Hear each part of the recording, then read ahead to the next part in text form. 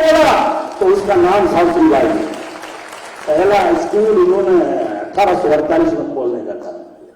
आज हमारी बहन कह रही थी अगर उंगली सावित्रीबाई नहीं होती तो महिलाओं में क्रांति नहीं आती। वो जब स्कूल पढ़ाने जाती तो एक साड़ी साथ में ले जाती थी। धर्म के ठेकेदार उस साड़ी के ऊपर कीचड़ फेंकते थे। ये सावित्रीबाई हमारी महिलाओं को बिगाड़ने का काम कर रही है। वो जाकर के स्कूल में बदलने का काम करती थी। इसलिए ये दोनों बहुत बड़े समाज सुधारक हुए हैं साथियों। ज्योतिबा फुले ने पहले पत्नी को पढ़ाया और उन्होंने शिक्षा महिलाओं को बराबर का दर्जा दिया। उन्होंने कहा कोई ऊंचा नहीं है, कोई नीचा नहीं है, हम सब समान है। और बाबा साहब ने भी वही बात को आगे बढ़ाया संविधान के अंदर। और आपको याद है जब संविधान बना, और उससे पहले थोड़ा सा मैं जानना चाहूंगा, अभी की बात है, आपका बराक ओबामा राष्ट्र कोलंबिया यूनिवर्सिटी का 300 साल का सर्वे करवाया कि यहां सबसे इंटेलिजेंट स्टूडेंट कौन था, तो नाम निकल करके आया कि भारत से आया हुआ डॉक्टर अम्बेडकर था। क्योंकि विदेशों में योग्यता की पूछ है, वह जातियों की पूछ नहीं है। कोलंबिया यूनिवर्सिटी के आगे बाबा साहब की बहुत बड़ी प्रतिमा लगाई और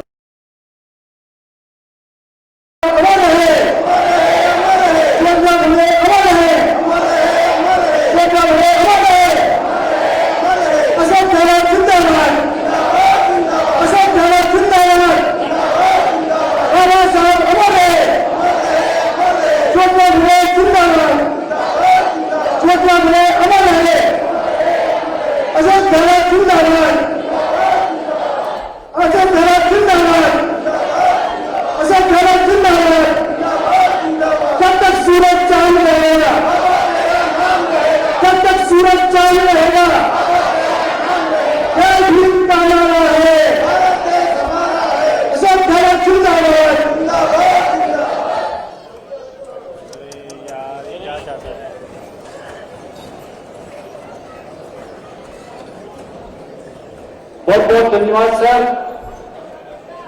मैं कार्यक्रम को आगे बढ़ाने से पहले इस कार्यक्रम के बारे में आपको जानकारी देना चाहूंगा। आदरणीय महोदय, हमारा समूचा अनुसूचित जाति समाज और जनजाति समाज बाबा साहब डॉक्टर भीमराव अंबेडकर की जयंती बढ़ चढ़ करके मनाता है। लेकिन इस बार हमारे अनुसूचित जाति जनजाति समाज ने एक निर्णय लिया कि जैसे बाबा साहब डॉक्टर भीमराव अंबेडकर ने शिक्षा की अलग जगाई और समाज सुधार के काम किए, वैसे ही महात्मा ज्योतिबा फुले साहब ने देश के लिए एक उन्नति का मार्ग प्रशस्त किया, शिक्षा को बढ़ावा दिया और समाज सुधार के काम किए। और जब हम गौर करते हैं कि ज्योतिबा फुले साहब 1827 में उनका जन्म होता है, आज के दिन 11 अप्रैल 1827 को, और बाबा साहब का जन्म 1891 में होता है। 64 वर्ष पहले उन महापुरुष ने वो काम किया जिसकी बाबा साहब डॉक्टर भीमराव अंबेडकर ने परिकल्पना की, पालना की और उसको वास्तविकता में ला करके हमारे बीच में उतारा। तो इसलिए हमारे समाज ने आज अनुसूचित जाति, जनजाति, पिछड़ी जाति और अल्पसंख्यक वर्ग की तरफ से दोनों महापुरुषों का संयुक्त जयंती समारोह का कार्यक्रम आयोजित किया है। और यहाँ इस मौके पर मुझे ये कहते हुए गर्व होता है कि जितना हमारा अनुसूचित जाति और जनजाति समाज का लोग यहाँ आया है, उससे ज्यादा मुस्लिम समाज का अल्पसंख्यक वर्ग का व्यक्ति यहाँ पर आया है। और मुझे ये भी गर्व होता है कि हमने जब पूरे शहर के अंदर नुक्कड़ सभाएं की तो इस कार्यक्रम को बहुत एप्रिसिएशन मिला और सैनी समाज के लगभग 150 लोग इस कार्यक्रम में पधारे हैं। यही नहीं तो बुद्धिजीवी लोग हैं जो IAS रहे हैं, RS रहे हैं, उच्च पदों पर रहे हैं, बड़े बड़े सामाजिक संगठनों को चला रहे हैं, बाबा साहब के नाम से जो संगठन है उनको चला रहे हैं, वो आज इस जगह विराजमान है। ये एक कार्यक्रम नहीं है जयंती का सर, ये एक संदेश है और एक आगे के लिए हमारे लिए उपदेश भी है। और इस मौके पर हम आपका उपयोग करेंगे, इसलिए मैं ज्यादा नहीं बोलूंगा। मैं सीधा ही आदरणीय भजनलाल लोलन साहब और मैं खुद, हम सब की तरफ से, आप सब लोगों की तरफ से आदरणीय मुख्यमंत्री जी, ये सारे लोग चाहते हैं कि आपका भव्य स्वागत किया जाए।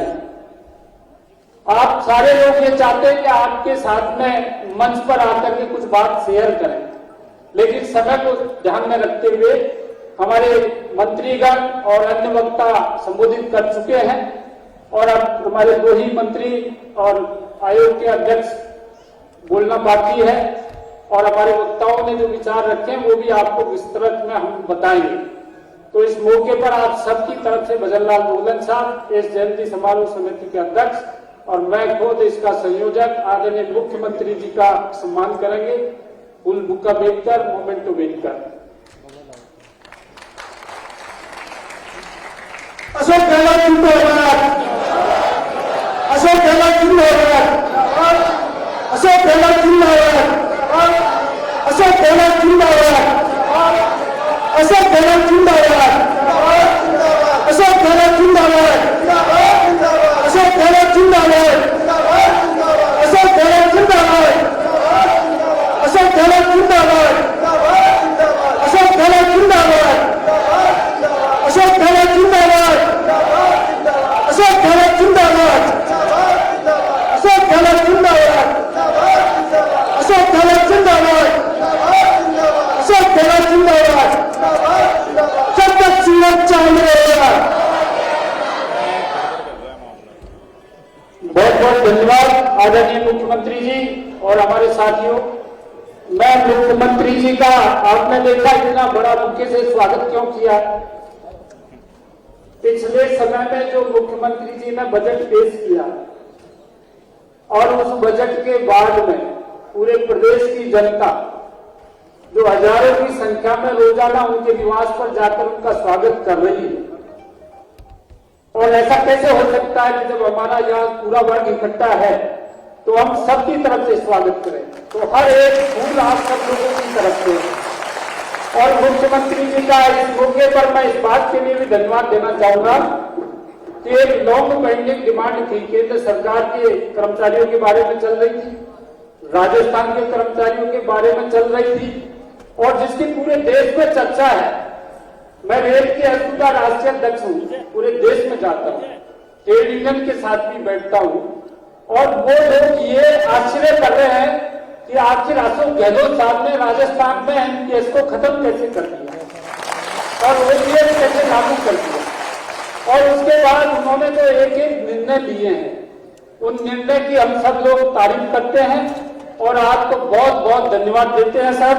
मैं इस कार्यक्रम को आगे बढ़ाते हुए हमारी इस जयंती समारोह समिति के अध्यक्ष और doctor Ambedkar memorial welfare society के अध्यक्ष डॉक्टर भजनलाल रोलन साहब से रिक्वेस्ट करूंगा कि वे अपना स्वागत भाषण करें।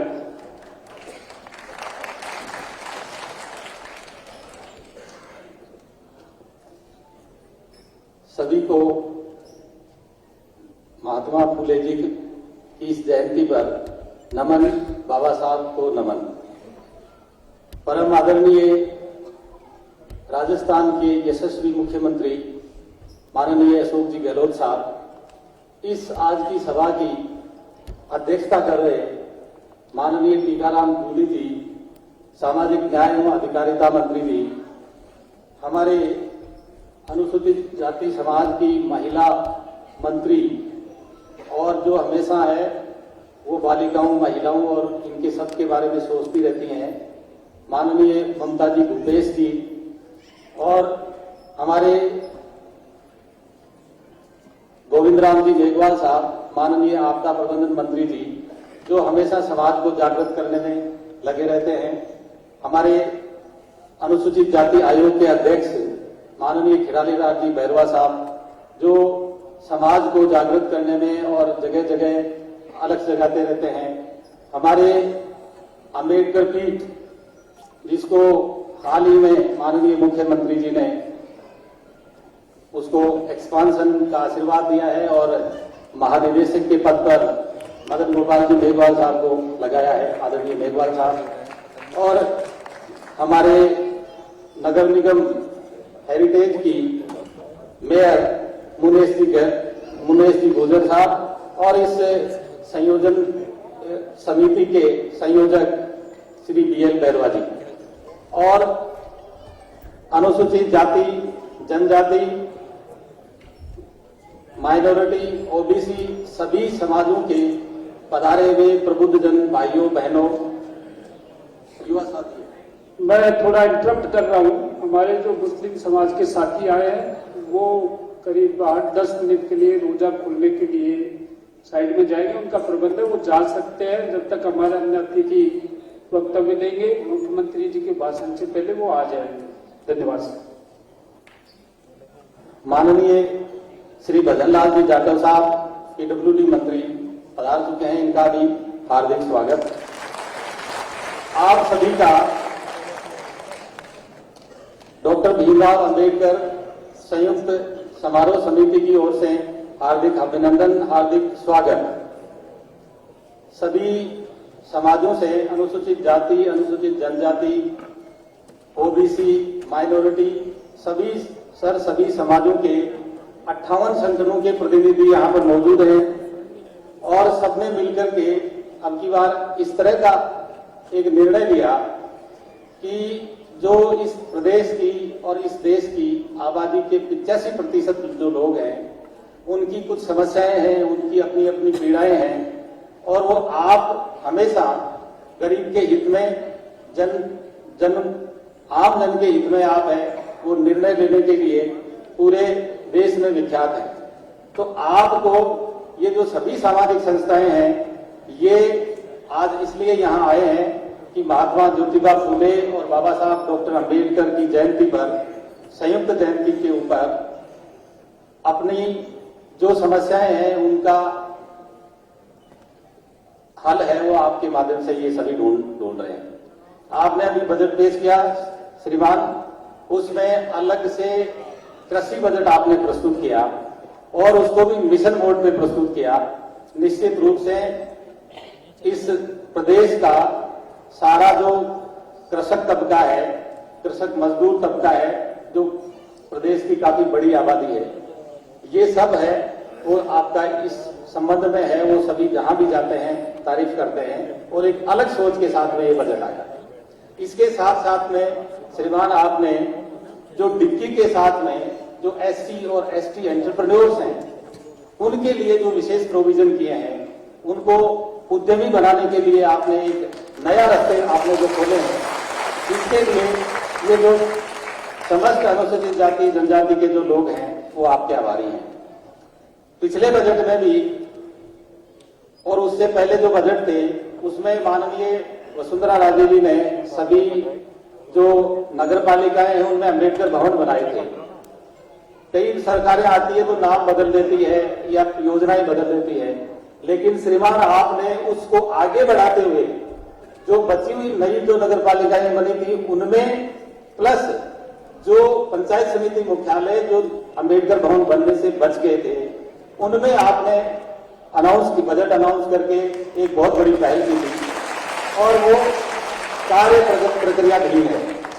तो इस तरह से जो अनुसूचित जाति, अनुसूचित जनजाति और माइनॉरिटी, ओबीसी का जो 85% तबका है उसके पक्ष में आपने बजट में तथा आपकी रीति नीतियों में जो निर्णय लिए हैं, ये सब राजस्थान का जो तबका है ये सब है वो इस बात की तारीफ करते हैं, इस बात को स्वीकार करते हैं। मैं आपसे निवेदन ये करना चाहूंगा सर कि महात्मा फूले जी जिन्होंने उस समय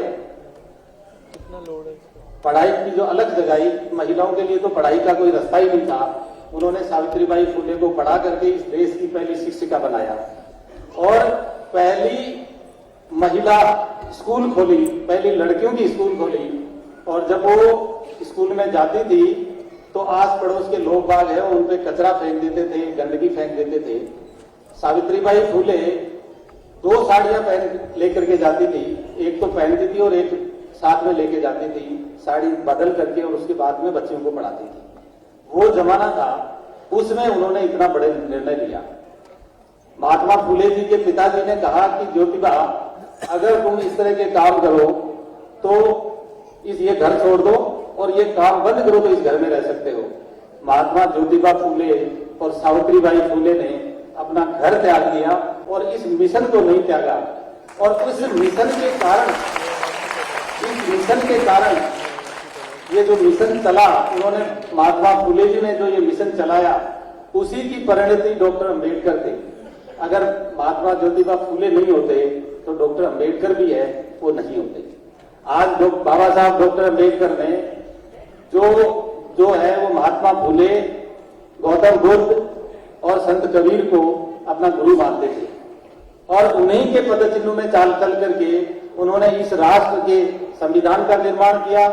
आम जो व्यक्ति है जो उसको है वो समानता के अधिकार दिए और आज जो यहाँ पर हम जो बैठे हैं वो महात्मा फुले और डॉक्टर अंबेडकर के मिशन की परिणति है। मैं आप सभी को जो दूर दराज से पधारे हैं और यहाँ पर अपने अपने है वो कार्य क्षेत्र को छोड़ करके यहाँ हैं, सबका पुनः हार्दिक अभिनंदन करता हूँ, पुनः स्वागत करता हूँ और विशेष रूप से माननीय मुख्यमंत्री जी का, हमारे मंत्रीगण और मेयर साहब का विशेष आभारी और अभिनंदन करता हूँ कि उन्होंने है वो अपने व्यस्ततम समय में से समय निकाल करके यहाँ पधारे हैं। सभी का पुनः स्वागत, अभिनंदन, धन्यवाद। जय भीम, जय भारत, जय महात्मा फुले। बहुत बहुत धन्यवाद सर। मेरे पास पूरे हॉल से जो विभिन्न संगठन आए हैं वो आपका स्वागत करने के लिए निवेदन कर रहे हैं, लेकिन मैं आप सबकी तरफ से दो लोगों को बुला रहा हूं। एक जो महिला शिक्षा की बात की और जो ज्योतिबा फुले साहब, सावित्रीबाई फुले ने जो महिला शिक्षा को बढ़ावा देने का काम किया, इस परिप्रेक्ष्य में हमारे जो हसनपुरा से लक्ष्मी देवी जी, यहाँ जितनी महिलाएं दिख रही हैं उनको यहाँ लेके आई है और इस दिशा में काम कर रही है। एक बाबूलाल राणा साहब, दो लोगों को मैं निवेदन करूंगा कि माननीय मुख्यमंत्री जी को बुक्का दे करके उनका स्वागत करें हम सबकी तरफ से। इस कार्यक्रम को आगे बढ़ाते हुए आप जल्दी करें।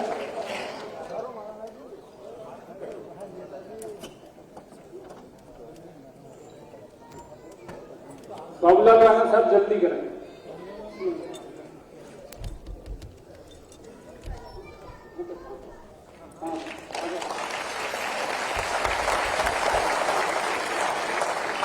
एक युवा विनोद जाखड़ साहब, कृपया जल्दी करें।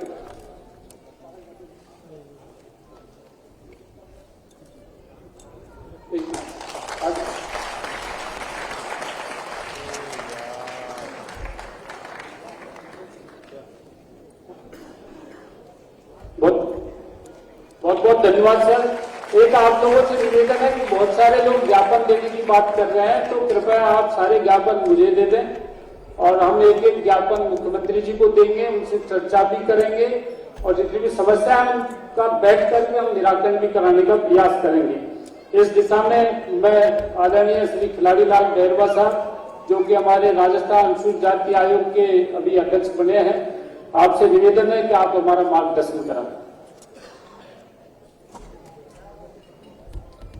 आज इस महात्मा ज्योतिबा फुले एवं बाबा साहब डॉक्टर भीमराव अम्बेडकर संयुक्त जयंती समारोह के अवसर पर विराजमान हमारे लोकप्रिय जननायक मुख्यमंत्री माननीय अशोक गहलोत साहब, अध्यक्षता कर रहे माननीय श्री टीकाराम जूली जी, मंत्री ममता भूपेश जी, भजन लाल जाटव जी, गोविंद मेघवाल जी और आए हुए मदन मेघवाल जी, मेयर मनीष गुर्जर जी, भजन लाल जी, बनवारी लाल बैरवा जी एवं मंच पर विराजमान अन्य अतिथिगण, आज का ये दिन बड़ा महत्वपूर्ण दिन है। बाबा साहब और महात्मा ज्योतिबा फुले की जयंती आज एक सामूहिक रूप से मनाई जा रही है। हमारे बीच में हमारे जननायक लोकप्रिय मुख्यमंत्री अशोक गहलोत जी बैठे, जिन्होंने हमेशा गरीब को गणेश मानकर दलितों की आवाज हमेशा उन्होंने सुनी। आज उनका तीसरा कार्यकाल है। पहले कार्यकाल में अकाल प्रबंधन था, तो आपको अगर पता हो अकाल पड़ा था। मुख्यमंत्री जी ने वो व्यवस्था की, जितना अनाज पैदा नहीं होता था उससे ज्यादा अनाज लोगों के घरों में था। ये है एक मुख्यमंत्री जननायक की पहचान। उन गरीबों के लिए जो हैंड टू माउथ है और डेली सुबह कमाकर शाम खाते हैं, उन लोगों के लिए जो व्यवस्था की, जो पहला कार्यकाल आपका जाना जाएगा। जब दूसरा कार्यकाल आया तब आपने निरोगी राजस्थान का नारा दिया। निरोगी राजस्थान में पैसे वाले मजबूत हो गए वो तो कहीं भी राज करा सकते हैं, लेकिन एक गरीब और दलित की जिस तरह से आपने सेवा की और निरोगी राजस्थान के रूप में दवाइयां मुफ्त इलाज और जितने भी जांचें आपने की, वो एक बहुत ही सराहनीय कदम है। महोदय, मैं अब आपके तीसरे कार्यकाल की बात करूंगा। तीसरे कार्यकाल में आपने कोरोना का जो प्रबंधन किया, ऐसा प्रबंधन किया कि जिसको प्रधानमंत्री तक ने बोला है कि राजस्थान के अशोक गहलोत में एक आदमी को तकलीफ नहीं होनी जो प्रबंधन था, उसको हर राज्य में सराहा। आपने बजट दिया, कोई छूटा नहीं। अभी पूर्व वक्ता बता रहे थे, हजारों की मात्रा में डेयरी लोग आपको धन्यवाद देने आ रहे हैं। पूरे हिंदुस्तान में देखा जा रहा है अशोक गहलोत जी ने ये कैसा बजट दिया है। पेंशन लागू कर दी, पुरानी पेंशन, इवन यहां तक स्थिति है कि हर स्टेट में आवाज उठने लगी कि पेंशन हमारी के बिरला ऑडिटोरियम, जहां पर मुख्यमंत्री अशोक गहलोत भी मौजूद है। तो तहसीलदार वाला V183 के तहत जो वो कब्जा वापस दिलाने का अधिकार है, लेकिन इसके बावजूद भी वापस कब्जा हो जाता है। तो माननीय मैं निवेदन करूंगा कि ऐसे लोगों का प्रावधान है कि तहसीलदार और डिप्टी उसका केस दर्ज करें और सीधे उसको जेल ले जाए। जब ये हो जाएगा तो निश्चित रूप से मानिए कि हमारे कब्जे सब खत्म हो जाएगा। और एक छोटी सी और बात, बहुत छोटी सी बात खत्म करूंगा। ये जितने भी कर्मचारी है सर और योजनाएं, आपके इतनी अच्छी योजना चला रहे थे जिसका कोई हिसाब ही नहीं है, आप मदद करते हैं। और मैं जानता हूं बाबा साहब ने संविधान लिखा, हमारे दलितों के बाबा साहब वहां पे जो हमारी इच्छा करते हैं।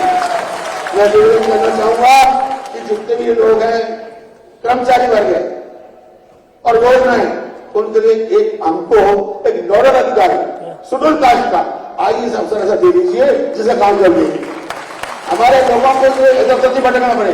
किसी का प्रमोशन में प्रॉब्लम है, किसी का और भी प्रॉब्लम है, संविधान में आरक्षण की बात है, इन सब के लिए एक अधिकारी, उनका काम केवल ये हो कि वो दलितों की बात सुने और पूरी सरकार की योजनाओं को वो काम करे। अगर ये 2-3 बातें यहाँ और कर देते हैं तो मैं दावे के साथ कहता हूँ अगली सरकार को कोई हो नहीं सकता। जय भारत, जय भीम। बहुत बहुत धन्यवाद सर, आपने हम लोगों का प्रतिनिधित्व किया और समाज की बात आपके सामने रखी। ये सबको पता है कि हमारे जो मुख्यमंत्री जी हैं ऐसे मामलों में अत्यंत संवेदनशील हैं। हम लोग अनेकों बार उनके पास एट्रोसिटीज दूसरे मसलों को लेकर के गए हैं और उन्होंने तत्काल उन मामलों पर कार्रवाई की है। जब 2 अप्रैल 2018 को भारत बंद का जो मसला था, जिसमें काफी लोग जेल में बंद कर दिए गए थे और निर्दोष लोग फंसाए जा रहे थे, पहले कुछ लोगों को छोड़ दिया गया था और जो बचे हुए केसेस थे उनमें हमने आपसे मुख्यमंत्री बढ़ते ही मुलाकात करके निवेदन किया, तो एक एक करके आपने सारे केसों को निपटाया है। अब कुछ चंद केसेज होंगे जिनमें भी हमारा निवेदन रहेगा कि उनका भी निपटारा हो जाए। तो मेरा जो खिलाड़ीलाल बैरवा साहब ने जो समाज की बात रखी है उसके लिए आपको बहुत बहुत धन्यवाद सर। और इस मंच पर अब मैं आमंत्रित करूंगा श्रीमती ममता भूपेश बैरवा जी, आप हमारी महिला एवं बाल विकास मंत्री हैं, तो आप हमें संबोधित करेंगे।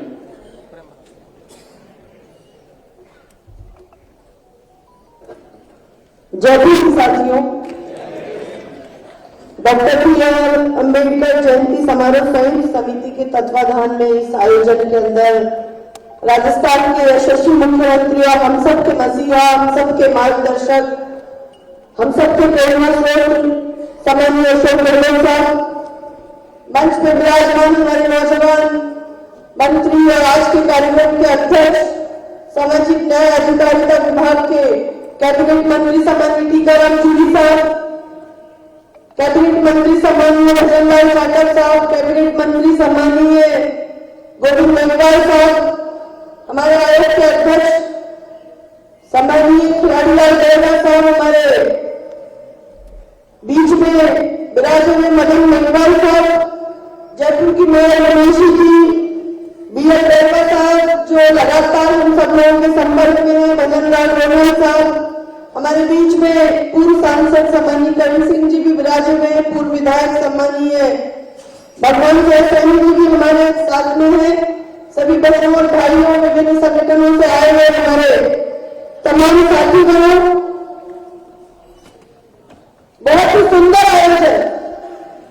और जब मैं मंच पे सम्मानीय मंत्रियों का नाम ले रही थी तो जब पहले कभी कार्यक्रम होते थे तो बोलते थे कैबिनेट मंत्री और राज्य मंत्री। आज ये मंच सुशोभित है हमारी ताकत के साथ में, अशोक गहलोत जी की प्रेरणा के साथ 4 कैबिनेट मंत्रियों की राजस्थान के अंदर ये ऐतिहासिक फैसला अनुसूचित जाति के समाज के लोगों के लिए किया गया। और मैं समझती हूँ कि आपके बीच में, हम सबके बीच में ताकत का जो पुंज आया है वो अशोक गहलोत जी की प्रेरणा से आया है। मैं अपने आप को सौभाग्यशाली मानती हूँ कि मैं ऐसी पार्टी के अंदर काम कर रही हूँ। और जब मैं पहली बार विधायक बनी 2008 में, साथियों में सौभाग्यशाली कार्यकर्ता हूं कि जब मैंने विधायक बनी 2008 में तो मैंने सबसे पहले सोचा कि लोग कोई अच्छा कार्य करते हैं तो कहीं न कहीं ऐसे स्थान पे जाते हैं कि उनको अपनी याद रहती है कि मैं बड़ा कोई कार्य करके कहां गई। और मुझे खुशी है कि मैं जब विधायक बनी तो मैं सबसे पहले दीक्षा भूमि नागपुर के अंदर मैंने उस स्थान देखा कि कहां उस महान पुरुष ने हम सब लोगों के लिए प्रेरणा दी। और उसके बाद में मैं पूना गई फुलेवाड़ा। मुझे खुशी है कि मैंने महात्मा ज्योतिराव फुले जी की और सावित्रीबाई फुले जी का वो स्थान जहां संघर्षों के साथ उन्होंने अपना जीवन जिया, उस स्थान को आंखों से देख के, मन से महसूस करके मैं वहां से जब वापस आई तो मेरी के अंदर एक अलग प्रकार का ऊर्जा स्रोत था कि जब बहुत थोड़े संसाधनों में बिना किसी कलयुगी जीवन के जब उन महान पुरुषों ने हमारे लिए इतना कार्य किया तो आज हम पूरे संसाधनों के साथ में जी रहे हैं। हम अपने समाज के लिए क्या कर सकते हैं, ये प्रेरणा लेके मैं वहां से निकली। और मैं आप लोगों से भी निवेदन करना चाहूंगी साथियों कि जब भी आपका भ्रमण करने का मन हो, हमारी आन बान शान के प्रतीक फुलेवाड़ा और दीक्षा भूमि में आप जरूर जाकर देख कर आइए कि किस तरह से महात्मा ज्योतिराव फुले साहब ने छोटी सी कुटिया के अंदर, छोटी सी कोठड़ी के अंदर किस तरह से कुएं से पानी खींच के और कैसे सावित्रीबाई फुले न सिर्फ शिक्षा के प्रति, मैं समझती हूँ स्वास्थ्य के प्रति भी अलग जगाने में उन्होंने उस जमाने में अपना विशेष योगदान दिया, महिलाओं को स्वास्थ्य के प्रति चिंतित किया। आज मुझे इस मंच के माध्यम से चर्चा करते हुए दुख भी है और खुशी भी। केंद्र सरकार जहां प्राइवेटाइजेशन कर रही है, ये प्राइवेटाइजेशन का नाम जो है वो किसके ऊपर कुठाराघात हो रहा है, किसके घर और परिवार के अंदर से रोशनी उजाड़ी जा रही है। प्राइवेटाइजेशन नाम बहुत छोटा है लेकिन साथियों आपका और हमारा भविष्य अंधकार के अंदर इस प्राइवेटाइजेशन नाम के साथ में डूबता जा रहा है। और मैं धन्यवाद देना चाहूंगी यशस्वी मुख्यमंत्री अशोक गहलोत जी को कि पिछले 3 वर्षों के अंदर 1 लाख से अधिक नौजवानों को रोजगार, नौकरियां हमारी सरकार के माध्यम से मिली। इसमें आपके और हमारे भाई और बहनें भी शामिल हैं। और लगभग 1 लाख रोजगार और लगभग 6-8 महीने के अंदर आपके और हमारे दरवाजे पे दस्तक देने जा रहे हैं, खुशियां देने जा रहे हैं। मैं बारंबार प्रणाम करना चाहूंगी एक ऐसे व्यक्ति को। हम याद कर रहे हैं डॉक्टर अम्बेडकर को, हम याद कर रहे हैं ज्योतिराव फुले को, सावित्रीबाई फुले जी को, और लोग याद करते हैं भारत के अंदर महात्मा गांधी। और अगर आज के इस युग में इन तीनों लोगों को और भी अन्य हमारे प्रेरणा पुरुष जो है उनके रास्ते पर अगर कोई चलने का कार्य कर रहा है तो ये व्यक्ति जो हमारे बीच में आज बैठे हुए हैं, आपके हमारे घरों के सुख और दुख की भावनाओं को देखते हुए इनकी कलम के अंदर जो ताकत है वो हर वक्त आपके और हमारे बारे में सोचती है। हमारी सबकी आन बान और शान के प्रतीक है अशोक गहलोत जी। मैं चाहूंगी एक बार जोरदार तालियों के साथ में हमारे मुख्यमंत्री जी का इस प्रांगण के अंदर, समारोह के अंदर इस्तेमाल करें, इनका स्वागत सत्कार करें। क्योंकि जब कार्य किया जाता है और जब कार्य करते कोई उनको ये कहता है किसी भी व्यक्ति को, चाहे मैं हूं, चाहे आप हो, चाहे मंत्री हो, चाहे मुख्यमंत्री जी हो, कि आपने हमारे लिए श्रेष्ठ कार्य किया, आपने हमारे लिए जरूरतों के आधार पर कार्य किया, तो उस व्यक्ति के अंदर कार्य करने की स्फूर्ति और दोगुनी हो जाती। आज हम इनको इतने उत्साह के साथ में भेजेंगे कि निश्चित तौर पर जब दोबारा इनके हाथ में कलम आएगी तो उस कलम से आपके और हमारे भविष्य के अंदर फिर से सुनहरे अक्षरों के अंदर कुछ न कुछ लिखा जाएगा। इसी बजट के अंदर साथियों 500 करोड़ रुपए SC/ST के लिए विशेष विभिन्न विभागों के माध्यम से खर्च करने के लिए बजट में प्रावधान किया। उस हिसाब से हमारे लिए इसके बीच में कोई नहीं। आयोजना विभाग के द्वारा उसका प्रोग्राम किया जा रहा है, जो विभाग मुख्यमंत्री जी ने मुझे जिम्मेदारी दी हुई है। लगातार हम प्रयास कर रहे हैं कि वो पैसा सही जगह पे खर्च। जिस विभाग की मैं मंत्री हूं, महिला बाल विकास विभाग, मैं समझती हूँ आधी आबादी हमारी महिलाओं की है और इस आधी आबादी की आवाज करने का सौभाग्य एक दलित महिला को दिया गया। ये राजस्थान के इतिहास में पहली बार हुआ है और मैं प्रयास हमने लगातार किया है पिछले 3 वर्षों के अंदर। हम आपके मार्गदर्शन में उन जरूरतमंद, उन सुदूर, उन अंतिम पंक्ति में बैठी हुई महिला और बालिकाओं तक पहुंच सके जो हमारी सरकार की योजनाओं के बारे में विचार करती है। साथियों, उड़ान योजना महिलाओं के स्वास्थ्य को चिंता में रखते, न किसी जाति, धर्म, बिरादरी के ऊपर उठते। ये सोचा गया कि किस तरह से स्वस्थ महिला अगर रहेगी तो हमारा भविष्य स्वस्थ होगा, गर्भ में पैदा होने वाला बच्चा अगर स्वस्थ होगा तो निश्चित तौर पे हमारा आने वाला फ्यूचर सेफ होगा। इन बात को ध्यान में रखते हुए उड़ान योजना जो फ्री सैनिटरी नैपकिन लगभग 1.25 करोड़ महिलाओं को हर महीने हम लोग देने का प्लान करने जा रहे हैं। मैं समझती हूँ हिंदुस्तान के अंदर महिलाओं के स्वास्थ्य के लिए इस तरह की योजना किसी अन्य प्रांत में नहीं की गई। हम लोग पहला प्रयास करने जा रहे हैं। चिरंजीवी योजना, सरकार की योजनाओं की अगर मैं गिनती करूं तो ये कार्यक्रम हमारे लिए बहुत ही अल्प और छोटा पड़ जाए। और योजना इस प्रकार की कि किसी एक घर में नहीं, 2 घर में नहीं, लाखों घरों के अंदर दिया अगर चल रहा है तो अशोक गहलोत जी की सरकार की योजनाओं के माध्यम से, चाहे बच्चों को छात्रवृत्ति की बात हो, चाहे महिलाओं को आगे बढ़ाने की बात हो, उद्यम प्रोत्साहन योजनाओं के माध्यम से महिलाओं को इंडस्ट्री लगाने के लिए या किसी भी प्रकार के कार्यों के लिए, इन चीजों के बारे में हम लोग चर्चा करें।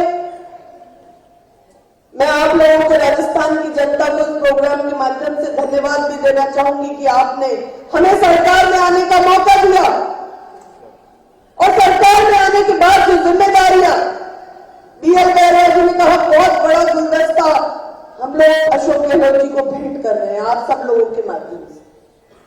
आप लोग सोचते होंगे कि नेताओं को पगड़ी पहनाई जाती है, गुलदस्ते दिए जाते हैं, मोमेंटो दिए जाते हैं तो नेता बड़े प्रसन्न होते हैं। प्रसन्नता का तो विषय है कि आप लोगों के भावनाओं के आधार पर हमें सम्मानित किया जा रहा है साथियों, लेकिन इस प्रसन्नता के पीछे जो जिम्मेदारी का भार होता है जो आप हमारे नेताओं के कंधे देश के अंदर आग लगाना चाह रही है, हमें आपस में लड़वाना चाह रही है, उसके खिलाफ लड़ने की हम बात करते हैं। क्या जिस प्रकार से डीजल, पेट्रोल, गैस और हर चीज की महंगाई, अब तो नींबू भी मैं कह रहा हूं 400 रुपए के आसपास चल रहे। गरीब की जो जान है, सरसों के जो पेड़ है, वो उसकी पहुंच से बाहर चला गया। क्या हम कभी उसकी बात करते हैं? बाबा ज्योतिराव फुले ने पहला स्कूल स्थापित किया महिलाओं की शिक्षा के लिए। बाबा साहब अम्बेडकर पहले व्यक्ति बने जो विदेश जाके शिक्षा ग्रहण करके आए। यहां वो भी बाहर बैठ के पढ़ते थे, अलग पढ़ते थे। नौकरी की, किन परिस्थितियों के अंदर नौकरी की, उनको नौकरी भी छोड़ के जाना पड़ा। आज हमारे सामने सारी सुविधाएं हैं।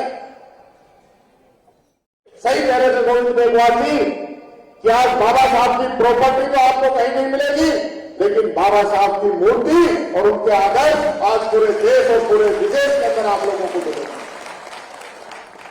आज हम सब लोग पहले खुद की सोचते हैं, उसके बाद हम समाज की सोचते हैं। समाज इतने भागों में बट गया है, इतनी जातीय भय के अंदर बट गया है कि अंग्रेज इस प्रकार से आए थे कि फूट डालो राज करो। आज अंग्रेजों की जरूरत नहीं है, हम में अंग्रेज पैदा हो गए हैं और फूट डालो राज कर रहे हैं वो लोग। दो सरकारें पैरेलल चल रही हैं। एक राज्य सरकार है जिसको भी आपने चुना है, एक केंद्र सरकार है उसको भी आपने चुना है। राज्य सरकार को आपने 200 में से 125 विधायकों का साथ दिया है। केंद्र सरकार को आपने 25 के 25 सांसदों का साथ दिया है। आज जितने भी काम होते हैं, जितनी भी डिमांड होती है, जितने भी स्कीमें चल रही है और जितने भी हम मांग रखते हैं, सब राज्य सरकार को रख रहे हैं। और केंद्र सरकार को नई मांग रखने की तो बात छोड़ दीजिए। जो सोनिया गांधी जी के, मनमोहन सिंह जी के जो ऐतिहासिक फैसले थे, जिनका लाभ हम लोगों को मिल रहा था, आज हम उनको बचाने की बात कर रहे हैं। हम कब्जा देंगे, सही कहते थे बाबा भीमराव अम्बेडकर, क्या मेरा समाज सो रहा है इसलिए मैं रात को जग रहा हूं। आपका समाज जगा हुआ है इसलिए आप चैन की नींद सो रहे हैं। साथियों, मैं आपसे कहना चाहूंगा कि आज जागने का वक्त आ गया है। आज से अगर नहीं जागे तो हमारी आने वाली पीढ़ी हमें कभी माफ नहीं करेगी, क्योंकि आज जो हमारे पतन का कारण बनेगा वो उसके जिम्मेदार हम स्वयं हैं। हम स्वयं हैं, हम नहीं देख रहे। आंख बंद कर रखिए, क्या निर्णय हो रहे हैं, किस प्रकार की नीति केंद्र सरकार की चल रही है। हम विरोध नहीं कर रहे हैं, हम बोलते नहीं है, हम सिर्फ अपना खुद का स्वार्थ देख रहे हैं। मैं एक बात कहना चाहूंगा, मुझे एक बात का ध्यान आ गया कि जब बाबा साहब अम्बेडकर को पीडब्ल्यूडी मिनिस्टर बनाया गया, अशोक गहलोत का संबोधन चल रहा है। हमारे बड़े साथी और हमारे मंत्री गोविंद राम मेघवाल जी, पन्नालाल यादव साहब, श्रीमती ममता भूपेश जी, दयाल मेहरा साहब, आपके संगठन के अध्यक्ष आदरणीय भजनलाल लोलन, मेहरा साहब, मुकेश गुजर, हमारे मेयर साहिबा, मदनलाल यादव, यहाँ उपस्थित हमारे वरिष्ठ नेता और पूर्व सांसद डॉक्टर शरद सिंह यादव, भगवंत राजी सैनी, पूर्व विधायक, और तमाम यहाँ उपस्थित जो यहाँ हमारे कार्यकर्ता भी है, नेता भी है, चाहे एससी के हो, एसटी के हो, ओबीसी के हो, माइनॉरिटी के हो। आपने एक नया प्रयोग किया है कि आप ज्योतिबा फुले और बाबा साहब भीमराव अम्बेडकर साहब की जयंती के कार्यक्रम को एक साथ मनाने का फैसला किया।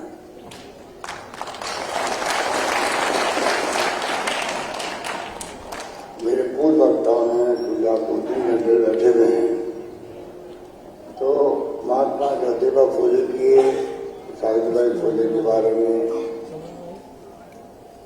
डॉक्टर बाबा साहब अम्बेडकर के बारे में आपने उनके विचार सुने, उनका क्या व्यक्तित्व था, क्या योगदान था, और सुनते आए हमेशा लंबे समय से। अब जो चीज बात की है, अभी मेरे पूर्व में जो साहब कह रहे थे कि सब बातें कह दी गई और उसको हम अपने तरीके से वहां पर रिपीट नहीं करते हैं, याद दिलाने के लिए, एक संकल्प लेने के लिए। हर जयंती पर संकल्प लिया जाता है, हाँ मुझे भी उस रास्ते में चलना चाहिए जो बाबा साहब ने बताया था, या जो ज्योतिबा फुले ने उस जमाने में शिक्षा के माध्यम में क्रांति करके रास्ता दिखाया था। शिक्षा के बगैर जीवन में अंधेरा है, और इसी रूप में मैं समझता हूँ कि आपका एक प्रयास अच्छा प्रयास है। और अभी मैं जब आ रहा था तो मुझे बताया गया कि आज ज्योतिबा फुले के जयंती के उपलक्ष्य में बीबीसी जो है वो अपना चलाती है ऑनलाइन पोर्टल।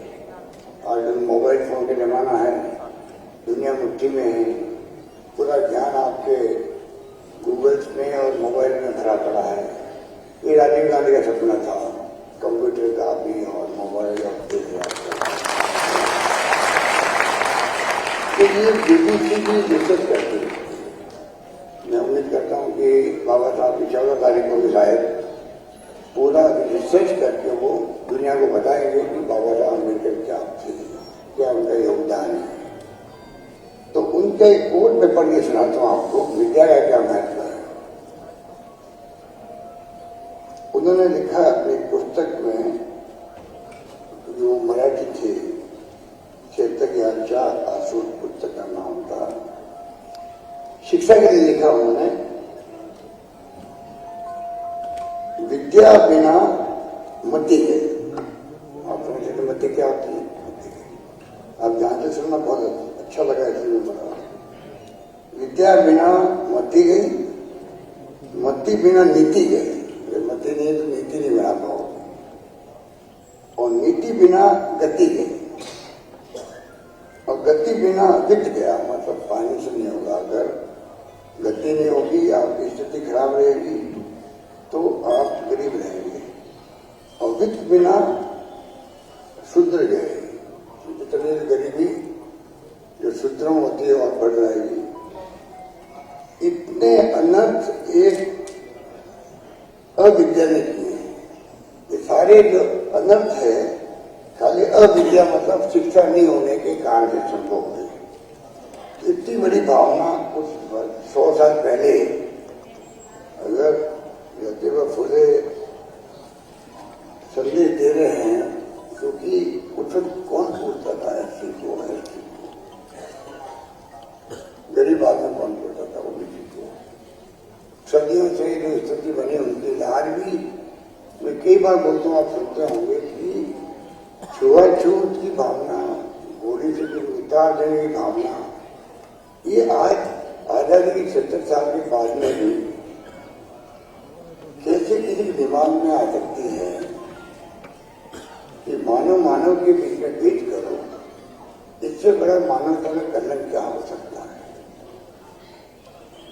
तो आप सोच सकते हो कि लंबा सफर तय करते करते आप यहाँ तक आए हैं, क्योंकि आजादी के साथ में डॉक्टर अम्बेडकर साहब संविधान सभा के जो ड्राफ्टिंग कमेटी चेयरमैन थे, महात्मा गांधी का सानिध्य था, पंडित जवाहरलाल नेहरू, सरदार पटेल, मौलाना अबुल कलाम आजाद, उस वक्त के दिग्गज नेता थे जिन्होंने संविधान बनाते वक्त ध्यान रखा कि किसी में भेदभाव नहीं हो, किसी वर्ग में, जाति में, धर्म में, किसी पुरुष में।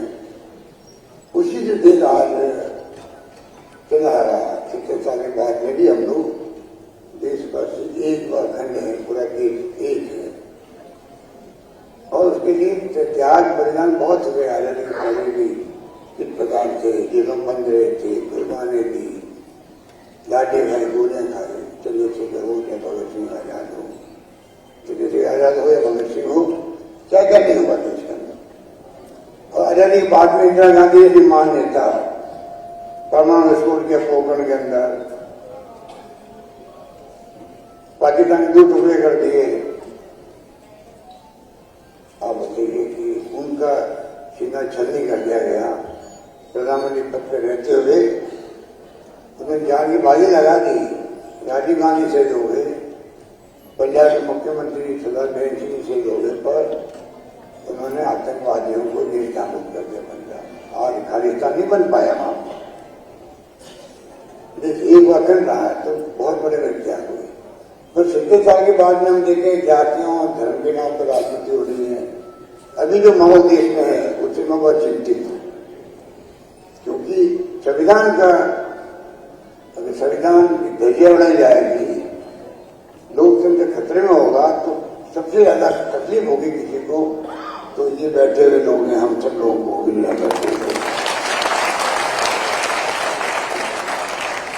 गरीब को मार देनी पड़ेगी।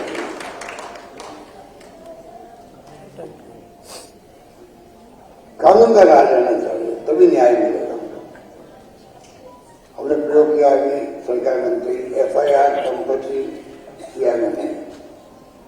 बलात्कार की जो संख्या बढ़ेगी, थानों के अंदर जो स्थिति थी पहले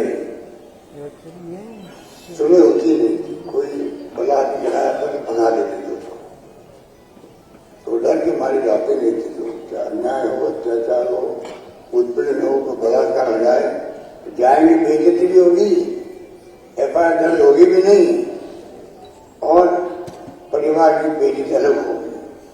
आज इतना बड़ा फैसला कंट्री में कहीं नहीं है, लोग समझ नहीं पा रहे कि एफआईआर को अनिवार्य कर दिया गया थाने में दर्ज करना। अगर थाना नहीं करेगा तो एसपी का ऑफिस में होगी जरूर, ये कर दिया।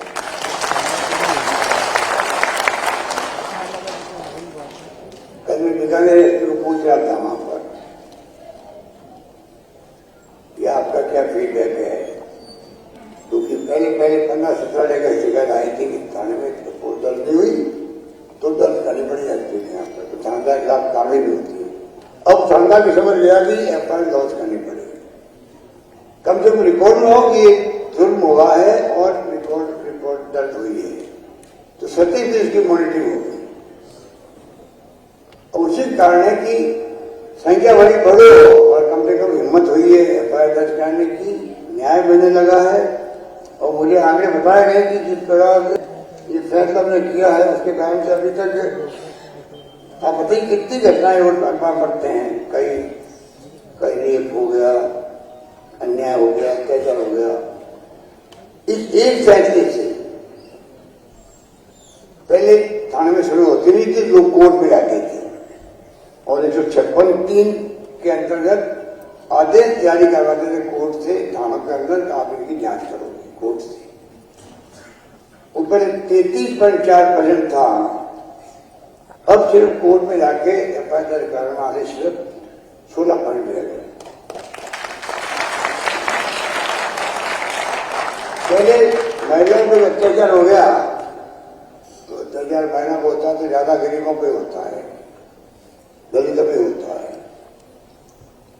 पहले उसकी अनुसंधान तफ्तीश करने में 274 दिन लगते थे, 274 दिन किसे कहते हैं। अब 79 दिन में तफ्तीश पूरी हो जाती है। हमने सब थानों में स्वागत कक्ष बनवाए हैं, कम से कम आज भी लगे स्वागत कक्ष बना तो कम से कम तो वहां काम करने वालों को संकोच भी होगा, भाई इनको इज्जत तो दो कम से कम। स्वागत कक्ष नाम लिखा हुआ है, 90 थानों बन चुके हैं स्वागत कक्ष। बैठाओ, कम से कम पानी पिलाओ, जब तक कोई मुलजिम साबित नहीं हो जुर्म तब तो काय का मुलजिम है। फरियादी भी जाते हैं वहां पे, तो फरियादी भी सुनवाई नहीं हो तो क्या होगा, तो उसके लिए स्वागत कक्ष बनाए, ये भी न्याय पड़ेगा। और 3 साल के अंदर आप देखिएगा, 3 साल में पॉक्सो जो रेप करते हैं बच्चियों के ऊपर, 3 साल में इतनी मॉनिटरिंग की गई है कि 7 कुछ होगी फांसी की सजा और 137 को हुआ है आजीवन कारावास 3 साल का। बड़ा छूट जाते थे, अभी पक्का बोल रहे थे कि केस दर्ज होते मालूम कुछ हुआ नहीं। रामपति बैठे हुए पुलिस के हमारे डीजी साहब जानते हैं कि क्या क्या होता है पुलिस के अंदर। और 1 साल में 2020 के अंदर देश में राष्ट्रीय स्तर पर 28% अपराध हुए हैं, बड़े हैं, और राजस्थान में 14.46% कम हुआ है। ये नेशनल क्राइम रिकॉर्ड ब्यूरो के आंकड़े हैं, ये आंकड़ा हमारा नहीं है, जो राष्ट्रीय सरकार भारत सरकार की जो किताब निकलती है उनके आंकड़े हैं। पर फिर भी विपक्ष वाले आप बताओ क्या क्या बोलते हैं। ये बात तो मैंने इसलिए कह दी कि अन्याय अत्याचार हमारे ऊपर ही होते हैं, तो मैंने कहा कम से कम हमें जानकारी रखनी पड़ेगी कि कैसे हम लोग, अब समय आ गया कि बड़ा जंप करें और शिक्षा से हो सकता हो, कंप्यूटर हो गए, मोबाइल फोन हो गए। तो मैं हर जगह जाता ही कहता हूँ, जातिवाद कितने ही फैला दो, बात कर लो, जाति मीटिंग कर लो, वो जाति आगे नहीं बढ़ पाएगी जब तक कि वो जाति शिक्षित नहीं होगी। तो परिवार हो, वो जाति जिसमें शिक्षा है। आजकल जमाना बदल गया, 21st सेंचुरी है, बड़ी बड़ी कंपनी आईटी की आ गई है, तनख्वाह दे रही 1 करोड़ 50 लाख 25 लाख ऐसी तनख्वाह मिलती है। बच्चे जा रहे हैं, होशियार घर में बच्चे छोटे होते हैं, उन्होंने भी वो भी मोबाइल में होशियार हो जाते हैं, हमसे ज्यादा होशियार वो हैं आजकल। अब देखते हो घरों के अंदर फटाफट मोबाइल देख लेते हैं वो लोग। इसलिए मैंने कहा आपको कि ये इतना शिक्षा का मामला हो गया है, इसको हमें देखना पड़ेगा कि हम कैसे समाज को आगे बढ़ाएं। शिक्षा और शिक्षित व्यक्ति है तो जुल्म करने की जो संभावना कम हो जाती है। आप किस प्रकार से होते हैं आप देखते हो, घोड़ी जो उतारते ये कोई कम बात है क्या? छुआछूत की भावना आज भी गांव में अलग बैठाते हैं, मीटिंग होती है लोगों को पता ही क्या बीतती है, आप में कुछ जाते होंगे साथ में। इसलिए समय है कि हम लोग कैसे एकजुट हों, कैसे जो महापुरुषों ने रास्ता दिखाया है उन्होंने भुगता बहुत है। पता है अभी सावित्रीबाई फुले को किस प्रकार से तंग किया गया जब वो शिक्षिका बन गई तब। बाबा साहब अम्बेडकर की स्थिति क्या थी, कैसे घर में थी स्थिति, किस प्रकार से वो नौकरी गए, किस प्रकार से विदेश गए, इंग्लैंड गए, अमेरिका गए, जहाँ भी गए, पढ़ के आए, समाज के हालात देखी तो सब कुछ छोड़ करके समाज के अंदर क्रांति करने में लग गए। शिक्षित बनो, संगीत बनो, आगे बढ़ो, जो भी एक उन्होंने भावना रखी जो आज भी गूंजती है कानों के अंदर। ये बातें सब मैं इसलिए कह रहा हूं कि बजट में तो बहुत कुछ किया गया है और ठीक कहा गया। इतना शानदार बजट पिछला था, जब कोरोना आया 1 साल हो गया था तो लोगों ने कहा कोरोना के अंदर जो लॉकडाउन हुआ तो बजट क्या पेश हो पाएगा। उस वक्त भी बजट बहुत शानदार था, विपक्षी पार्टी कुछ बोल नहीं पाई उसमें। हमने 130 कॉलेज खोल दी, 33 गर्ल्स कॉलेज खोल दी, उस वक्त 33 गर्ल्स कॉलेज खोल दी, 30 और खोल दी। या 5 लड़कियां पढ़ती है कॉलेज में, स्कूल में 5 लड़के स्कूल में पढ़ रही है, 11th 12th में उसको कॉलेज घोषित कर रहे हैं। इतना बड़ा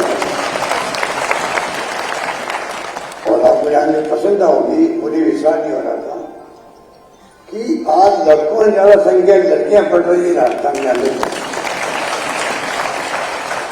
22 साल पहले मुख्यमंत्री बना पहली बार, तब इतनी कम लड़कियां पढ़ी थी मैं वो सोच नहीं सकता। SC ST की फिगर तो 5 7 10 पे थे उस वक्त। अब एग्जिट फिगर मुझे याद नहीं है, पर उस वक्त हमने पढ़ लिया कि प्राइवेट सेक्टर को अलाउ करो, कॉलेज स्कूल खोले, कुछ भी करें। कुछ के पहले हमारे बच्चे तो महाराष्ट्र करना जाते थे डॉक्टर बनने के लिए, इंजीनियर बनने के लिए। अब तो हमने मेडिकल भी, इंजीनियरिंग भी, नर्सिंग भी, BEd भी सब खोल दिया। तो कहने का मतलब आज राजस्थान में शिक्षा में बहुत प्रगति हुई है। IIT, IIM, IIT, एम्स सब कुछ हो रहा है।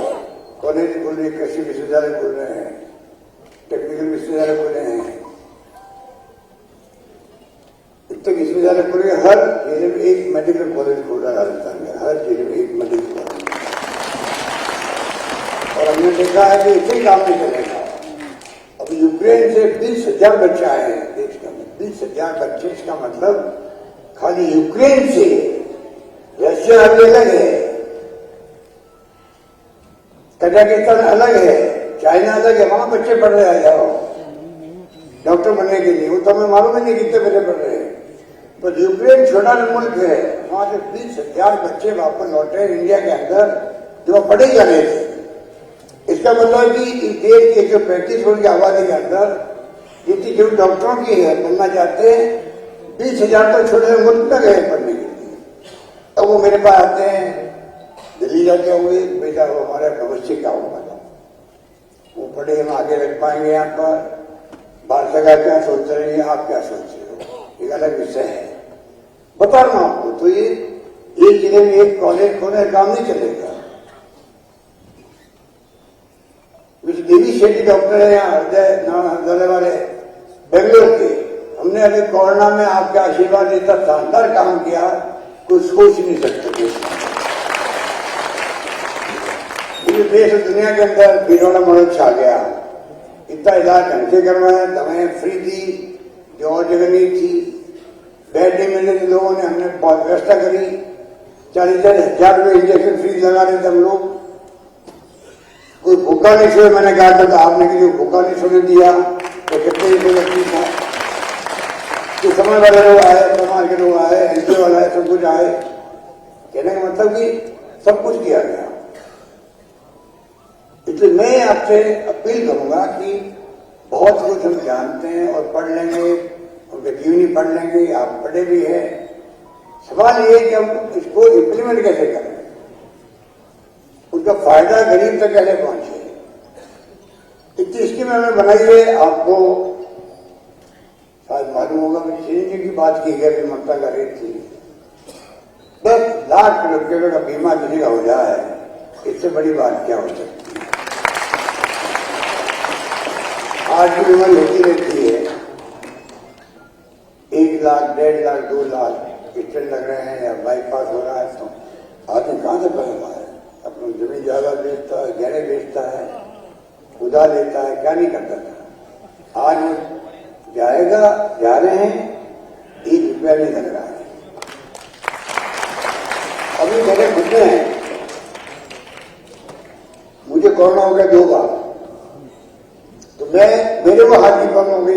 पोस्ट कोविड जो है, पोस्ट कोरोना, किसी को कोई बीमारी होती है, किसी को कोई बीमारी होती है, लोग समझ नहीं पाते गांव के अंदर। ये लोग मर जाते हैं, ये तो हार्ट अटैक आ गया। हार्ट अटैक नहीं आया, कोरोना के कारण से उसका इफेक्ट है हार्ट अटैक। किसी को खांसी, किसी को अस्थमा, किसी को किडनी, किसी का हार्ट। मेरे को हार्ट हो गई प्रॉब्लम। मैंने SMS में करवाया, स्टेंट लगवाया, मेरा 1 रुपया में खर्च हुआ। 1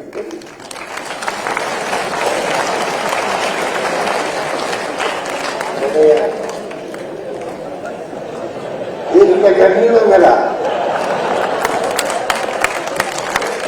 अंदर बाहर आया, सब कुछ ठीक हो गया। तो आप राजस्थान प्रदेश वासियों के लिए इसमें कोई भेदभाव नहीं रखा है। पूरे प्रदेश की जनता,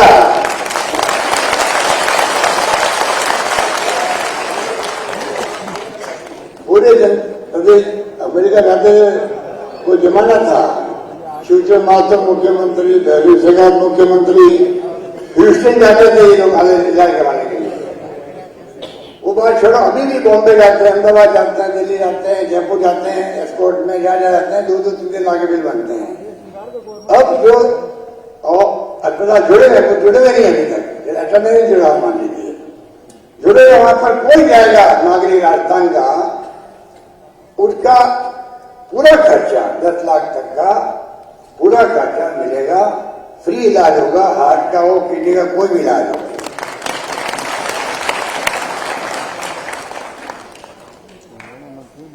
और हमने एक और काम किया रहता हूं मैं, IPD OPD सरकारी अस्पताल में सिर्फ।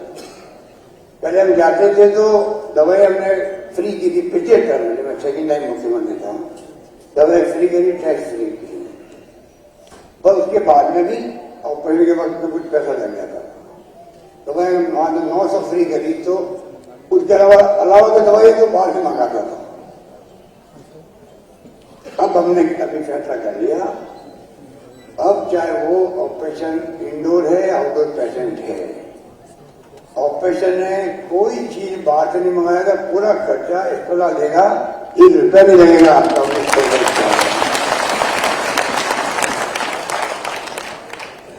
नंबर 3, एक और फैसला किया है। आपको मालूम है कि कई बार किडनी खराब हो जाती, बदलानी पड़ती है, या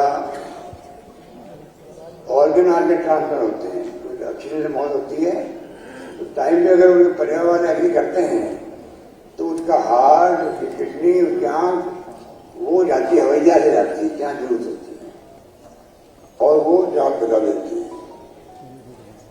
या तो कैंसर हो गया तो बोन मैरो ट्रांसप्लांट होता है, लाखों रुपए लगते हैं।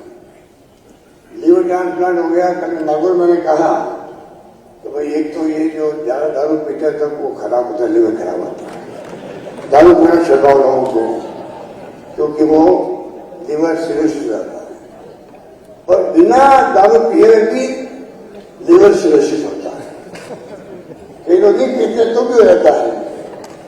तो मैं तो भी नहीं कर सकता हूँ, नहीं पीऊँ तुमको। सरकार का घाटा होगा तो होगा, रहेंगे तो परवाह नहीं करेगा।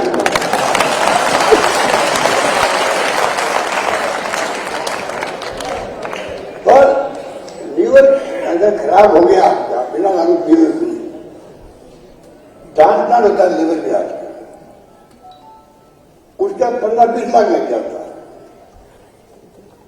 हमने भी फैसला कर लिया 8-10 दिन पहले, liver transplant, kidney transplant, bone marrow transplant या ऑर्गन ट्रांसप्लांट, अगर 10 लाख, 15 लाख, 20 लाख खर्च होंगे, 10 लाख का बीमा तो 10 लाख का है, तो उस मरीज के लिए 20 लाख का खर्चा वो भी हम करेंगे, उनको नहीं देना पड़ेगा।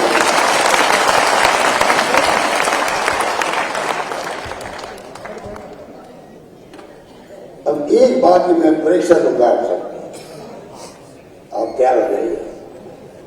आप मुझे बताओ, ये बातें मैं बोल रहा हूं चिरंजीवी योजना की, ये सब फायदे मुझे बताया, इसके अलावा क्या फायदा है आपको मालूम है कि हाथ खड़ा करो, अब बताइए आप। 4-5 दवा है, एक ये है, एक दो है, 8 कुछ हो गया। अब आप बताइए मुझे, आप लोग नेता लोग हो भैया, अब आप बताइए मुझे कि अगर कोई जानकारी खुद की हो जाए, आपको नॉलेज बढ़ जाए, आपकी जानकारी हो जाए, तो आप कितने गरीबों की मदद कर सकती हो। ठीक है, मेरा अनुभव के 22 साल पहले था, उस वक्त मैंने मुख्यमंत्री जीवन रक्षा कोष शुरू किया था, दुनिया को नहीं मालूम, आप भूल गए, सब लोग भूल गए। उसमें भी मैंने गरीब के लिए किया था, कोई सीमा नहीं रखी थी। उस वक्त 2 लाख, 4 लाख, 10 लाख, 20 लाख कितने खर्च हो, मुख्यमंत्री जीवन रक्षा कोष। आपको आश्चर्य होगा, उस वक्त भी मैं हाथ खड़े करवाता था, और लोग बहुत कम हाथ खड़े करते थे, गांव में भी, शहरों में। तो मैं कहता था, अगर आप यहाँ 500 लोग बैठे हुए हो, अगर 500 लोगों ने 15, 20, 25 हाथ खड़े किए, अगर आप सब हाथ, सबको जानकारी मिलती या जानकारी होती आपको, आप अपने गांव में या जो मिलने वालों कितने लोगों की भला कर सकते थे। फ्री इलाज कर रहा है मुख्यमंत्री जीवन रक्षा कोष, पर लोगों की हैबिट नहीं होती थी। अब आपको मैं कहना चाहूंगा कि ये जो स्कीम है, इसको जोड़ने भगवान करे कोई एक्सीडेंट नहीं हो, पर कोई एक्सीडेंट हो जाता है तो चिरंजीवी योजना के अंदर जो जुड़ा हुआ है उसको 5 लाख का बीमा भी मिलेगा इसके अंदर। ये मैं कहना चाहता हूँ।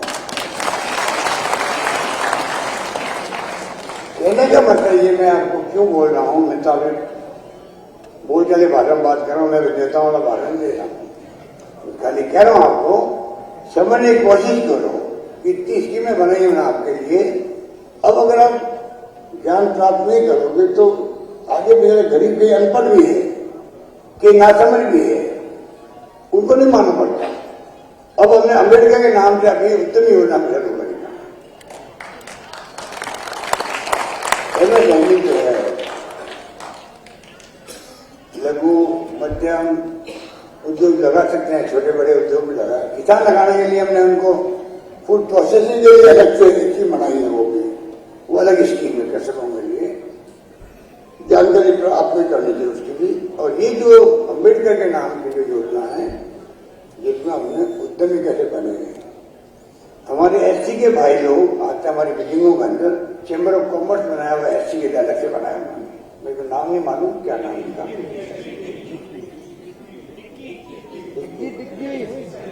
हाँ तो हम उनको प्रोत्साहन दे रहे हैं।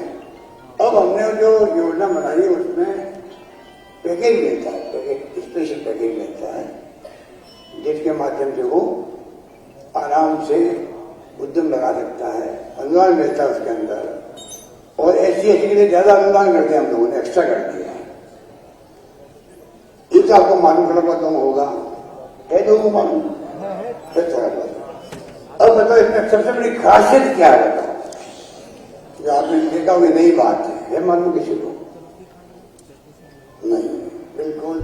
लो साइलेंस हो गया प्लान। अब मैं बताता हूँ आपको,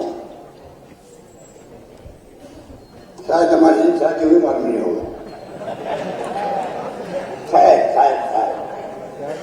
पता नहीं, ममता को मालूम है। अब हमने ये कर दिया कि ऐसी के आदमी अपेक्षा नहीं कर सकते कोई बड़ी इंडस्ट्री लगा सकता है, छोटी इंडस्ट्री लगा सकता है, कि उसको जानकारी नहीं है। आज तक समाज ने उसको पीछे रखा है। जितने इंडस्ट्रीज है देश के अंदर वो अमुक जाते हुए होंगे, इक्का दुक्का और लोग होंगे, पर गरीब वर्ग जो है, गरीब वर्ग है, वो बहुत वंचित रहा है। हमने ये कर दिया कि जो चाहेगा तो 25% रिको उसका पार्टनर बनेगा, रिको पार्टनर बनेगा 25%।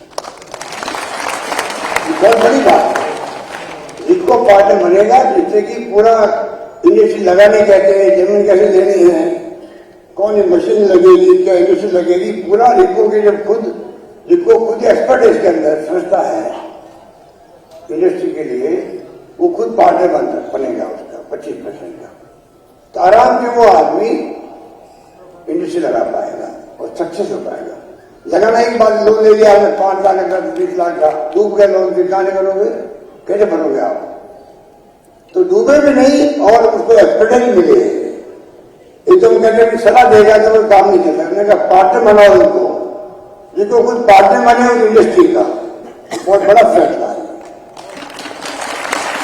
अब शादी आप बजा रहे हो, मैं कहना चाहूंगा कि अगर आपको जानकारी नहीं है तो पहले देखा आप फायदा की तरफ जाओगे नहीं, और आपको जानकारी है और जिसको मैंने कॉपरेट नहीं करना आपको, वो बता ही दे रहे आपको, और आपको जानकारी नहीं है तो कोई फायदा ही नहीं मेरे अनाउंसमेंट का। आपको भी जानकारी है कि सरकार का फैसला बजट में घोषणा हुई है, लागू क्यों नहीं हो रहा है?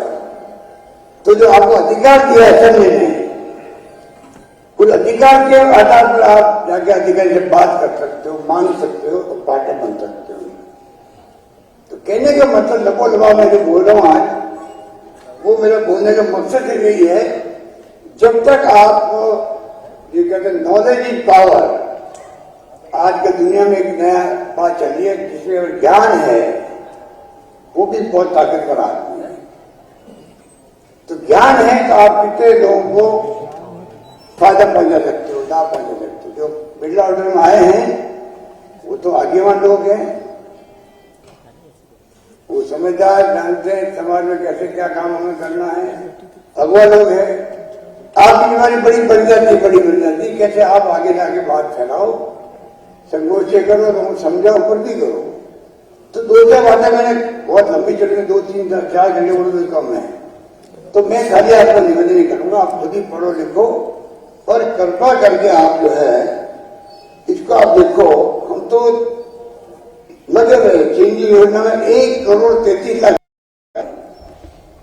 जिनको लाभ मिला, 1,33 लाख।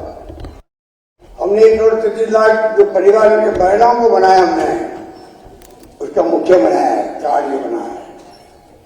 और 1,33 लाख हम स्मार्टफोन देने जा रहे हैं, हमको सबको स्मार्टफोन देने। वो अपना कोई शिकायत है सरकार के, कोई तरह की परिवार की जो भी शिकायत है, अस्पताल की शिकायत है, दवा की शिकायत, कोई भी शिकायत है, तो महिला सशक्तिकरण का माध्यम बनेगा कि वो किस प्रकार से महिला का सरकार ने मुझे मोबाइल फोन दिया, स्मार्ट मोबाइल फोन दिया, 3 साल का, उसमें इंटरनेट सेवाएं फ्री होगी उसके अंदर। इस प्रकार से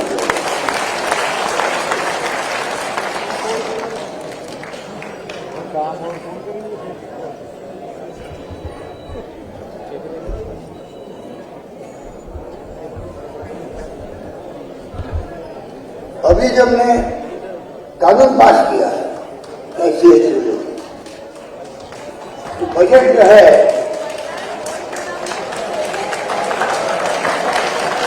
बहुत बढ़िया, बधाई आप सबको। अभी हमने कानून पास किया है कि जो बजट है SC/ST का लिए वो खर्च करने की पद्धति क्या होगी, कानून बनाया हमने असेंबली के अंदर।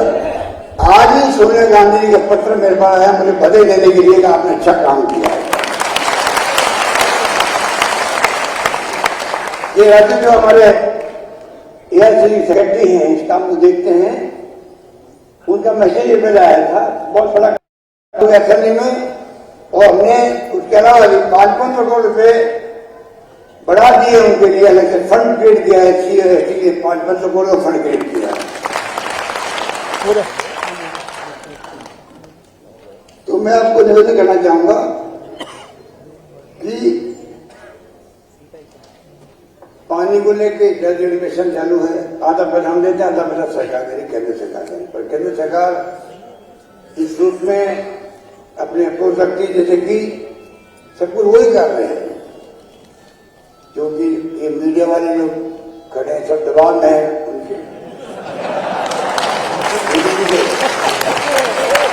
मालिक लोग जो हैं, इनकम टैक्स, ED, CBI की छापे पड़ जाएंगे, चाहते हुए हमें नहीं निकाल पाते हैं लोग, बड़े दबाव में लोग, बड़े भले लोग हैं। मुझे देखो ना, कितने घंटों में खड़े हैं, बैठे इंतजार कर रहे, कब मुख्यमंत्री बोलेगा, कब बोलेगा, कब बोलेगा, पर दबाव में है लोग। तो इसलिए मैंने कहा आपको कि हमें ये सब कुछ जो है सोचना पड़ेगा कि प्रकार के हम जो योजना है, जल जीवन मिशन घर घर में जल पहुंचेगा। राज्यों की स्थिति ऐसी नहीं होती पैसा खर्च करने की, 90% देना चाहिए था केंद्र सरकार को, आधा ले रहे हैं हम लोगों से, आधा हम लगा रहे हैं। जब पानी जैसी योजना शुरू से 90-10 था पहला, तो जब से गवर्नमेंट आई है मोदी जी की, तब से जो 90-10 या 80-20, 60-40 होता था रेशियो धन खर्च करने का, वो सब बराबर कर दिया है। हमारी बहुत स्थिति, राज्यों की स्थिति बिगड़ गई देश के अंदर, राज्यों के पास पैसा इतना नहीं होगा। ERCG की योजना हमारी ईस्टर्न कैनाल वाली 13 जिले की योजना आपकी, टोंक से लगा करके सवाईमाधोपुर, करौली, धौलपुर, भरतपुर, अलवर, जयपुर, अजमेर, 13 जिले कवर करते, दौसा वगैरह।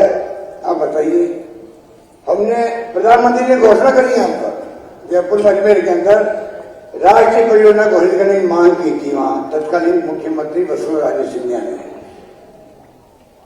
उन्हें जवाब दिया, मैंने वो मेरे फेसबुक में डाला, आपने पढ़ा होगा, देखा आपने? हाथ खड़े कर देखो, क्या देखते हैं क्या? मैंने फेसबुक देखना मेरा, फेसबुक में लिखता रहता हूँ, कुछ टिप्पणी करता रहता हूँ मैं फेसबुक पे भी, और सब मेरे हैंडल है, आप लोग यूज किया करो उसको। तो कहने का मतलब कि ये जो पानी योजना बहुत बड़ी योजना है, तो ERCG की योजना 13 जिले की है, सिंचाई भी होगा उसके अंदर 2 लाख हेक्टेयर की, और घर घर पानी पहुंचेगा। उसके लिए तैयार है। राष्ट्रीय परियोजना का मतलब है भारत सरकार 16 योजनाएं ऑलरेडी परियोजनाएं देश में चल रही है। तो क्या एक योजना राजस्थान प्रदेश जो रेगिस्तानी है, जहाँ पानी नहीं है, नीचे चला गया, खारा पानी है, क्या उन राज्यों के लिए एक परियोजना लागू नहीं हो सकती?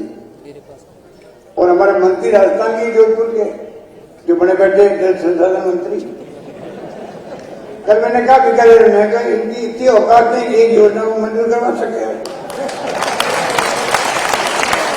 क्या मंत्री है? अगर आप अपना मंत्रालय की एक योजना को प्रधानमंत्री जी को क्या करेंगे? पहली बात तो प्रधानमंत्री वादा किया राजस्थान में चुनाव के वक्त में, नहीं भी करते वादा मान लो, और आप मंत्री बन जाते, तो क्या एक योजना को आप केंद्र सरकार से मंजूर नहीं करवा पाते हो? वो इंटरेस्ट ले नहीं रहे। यमुना की योजना, यमुना का प्रॉब्लम है, झुंझुनू सीकर के लिए पानी आ नहीं रहा है, कोई इंटरेस्ट दे। मैं जानता हूं इंटरेस्ट पे कई झगड़े होते हैं कि राज्य नहीं मानते हैं, आप इंटरेस्ट दो। इंदिरा गांधी कैनाल की योजना बाड़मेर, जोधपुर, पाली के जिलों की है, स्टेट गवर्नमेंट खर्च करी 1500 करोड़ रुपए।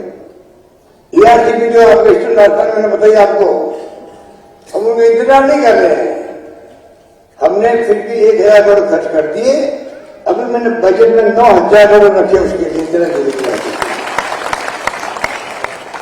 और वो राज्य परियोजना बनाते हैं तो हम 5 साल 7 सालों की योजना पूरी हो जाएगी ना, पता नहीं कब तक पूरी होगी, तो कोई चिंता ही नहीं लोगों को। पानी के बगैर राजस्थान कितना भुगता है आकाश सूखे के अंदर। गायों के लिए चारे के प्रबंधन करो, पीने का पानी मनुष्य के साथ में झांडों के लिए भी करो, गायों भैंसों सबके लिए। कितनी तकलीफ राजस्थान में हुई है, वो तकलीफ मुझे मंत्री को नहीं मालूम, राजस्थान गई है। सीकर के रहने वाला व्यक्ति हो उनको नहीं मालूम तकलीफ की भुगतती है राजस्थान जनता।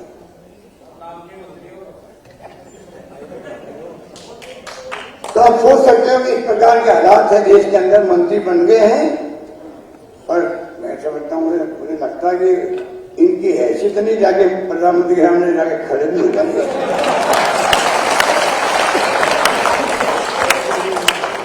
एक वो अमित शाह दिखता मुझे दिखा लेंगे, बाकी तो राजनाथ सिंह भले आदमी बेचारे, वो गृह मंत्री से रक्षा मंत्री बना दिए गए।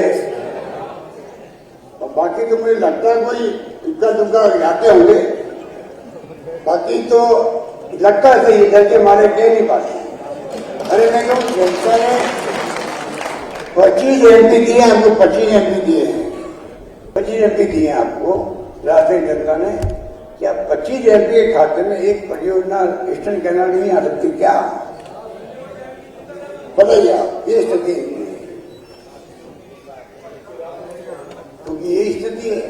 और ठीक है किसी ने कि चुनाव होते हैं, सरकारें बनती बिगड़ती है, हार जीत होती रहती है, पर चुनाव जीतने के बाद में सरकार को गिराने का काम भी करो। खरीद खरीद करके 10 करोड़ 20 करोड़ 30 करोड़ 35 करोड़ की बातें सुनते थे आप लोग।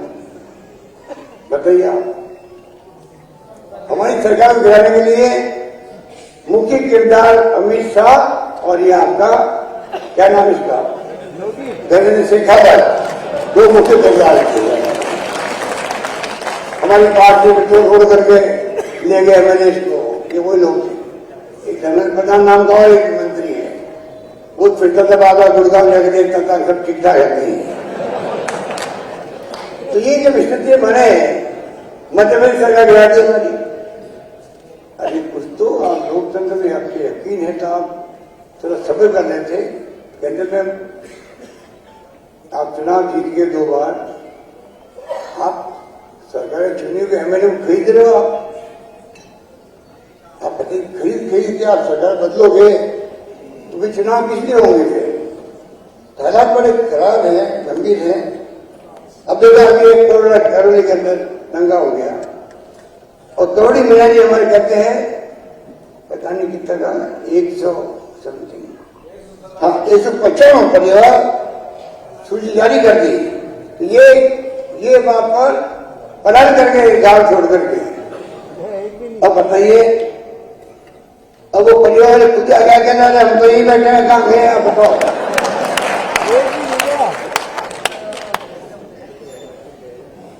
अब राहुल गांधी की जोशों में आप बताइए, गुजरात में भी यूपी में 4-5 जगह कितना अभी दंगे हो गए। तो ये अच्छी बात नहीं, भगवान राम तो मर्यादा पुरुषोत्तम राम कहलाते थे। और उनके रामनवमी के नाम पे आप बताइए कि आपने राजस्थान में क्या क्या रखा इन्होंने। राजस्थान में आपके सबके आशीर्वाद से इस बार जो बजट पेश किया हम लोगों ने, काम कर रहे हैं, कोरोना में शानदार काम किया, चीनी योजना लेके आए हैं। तो मुझे लगता है कि लोगों को मानस बना है, जनता माई बाप होती है, क्या तो वो करेंगे सरकार किसकी बने अगली बार। और इनको चिंता लगने लग गई कि इस बार लगता है कि दाल गलेगी नहीं।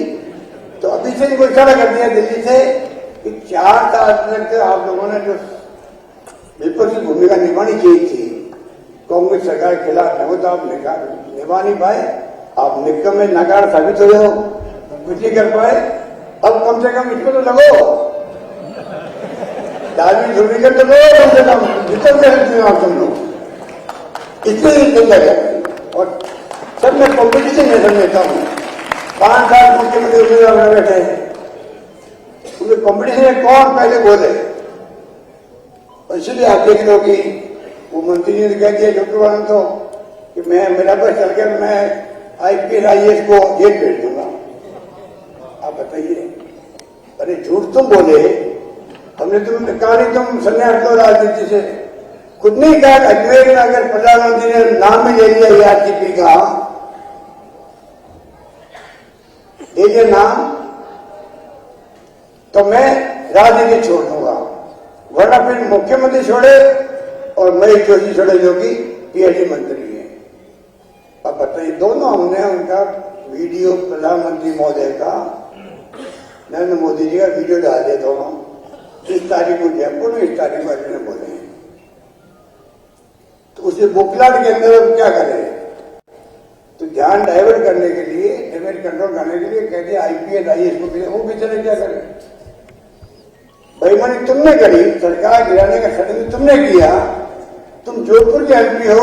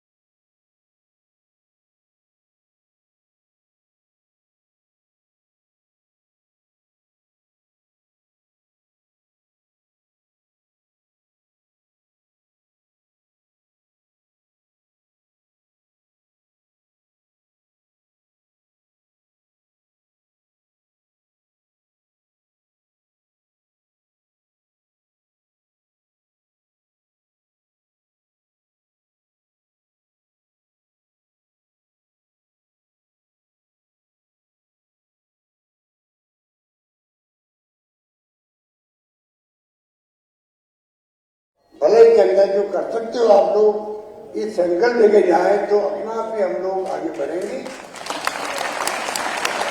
और मुझे उम्मीद है कि जो माहौल में देख रहा हूँ मैं आपका, जो उत्साह देख रहा हूँ, मैं कई वीडियो में आता हूँ और वीडियो भी होती है, और इस प्रकार मैं भी कभी कभी बोलता हूँ। धन्यवाद।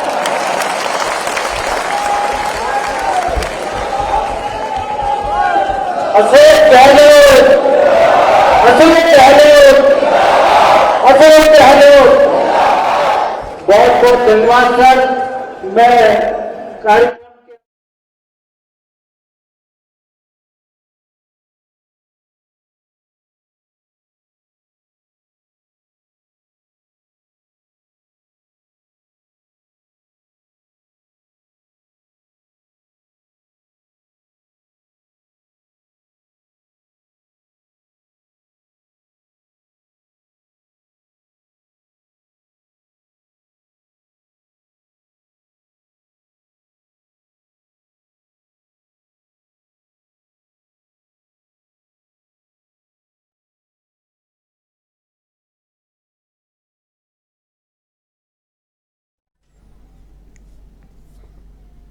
बुलेटिन में फिलहाल